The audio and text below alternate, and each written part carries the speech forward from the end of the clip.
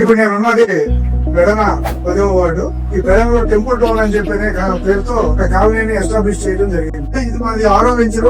Locational advantage అనేటువంటి చూసి మేము జాగ్రత్తగా చూస్ చేస్తాము వ్యక్తిరేతానికి. దాని మూలంగా అప్లై చేసుకునేటువంటి వాళ్ళందరికీ కూడా రూపాయి బెనిఫిట్ అనేటువంటి రావడం జరుగుతుంది. ప్రధానంగా దీని విషయంలో ఎందుకు వస్తుంది అని చెప్పి మేము కాన్ఫిడెంట్ గా చెప్పగలుగుతున్నామంటే, ఇక్కడికి 15 నిమిషాల వ్యవధిలో మచిలీపట్నం పోర్టు రాబోతుంది.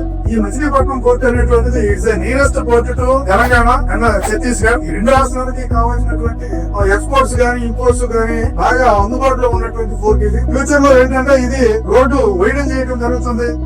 ఆల్రెడీ మచిలీపట్నం నుంచి ఒంగోలు వరకు కూడా 4 లైన్స్, గట్టిపూడి నుంచి మచిలీపట్నం వరకు 6 లైన్స్ కూడా ఆల్రెడీ శాంక్షన్ అయ్యింది రోడ్డు. ఇప్పుడు జగదాపూర్ నుంచి వచ్చేటువంటి NH 216H ప్లస్ గట్టిపూడి నుంచి వచ్చేటువంటి NH 216 ఇవన్నీ కూడా ఇక్కడ మనకి 150 మీటర్ల దూరంలో మన నుంచి అన్ని ఒక చోట జాయిన్ అవుతున్నాయి.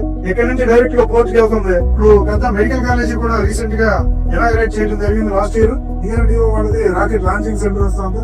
అందుబాటులో 1 అవర్ లో మచిలీపట్నం బీచ్ ఉంది. బీచ్ ని డెవలప్ చేయబోతున్నారు. ఇప్పుడు ఫ్యూచర్ లో మంచి ఒక లాజిస్టిక్ హబలాగా మచిలీపట్నం తయారవుతుంది. మంచి ఇండస్ట్రియల్ గ్రోత్ వస్తుంది.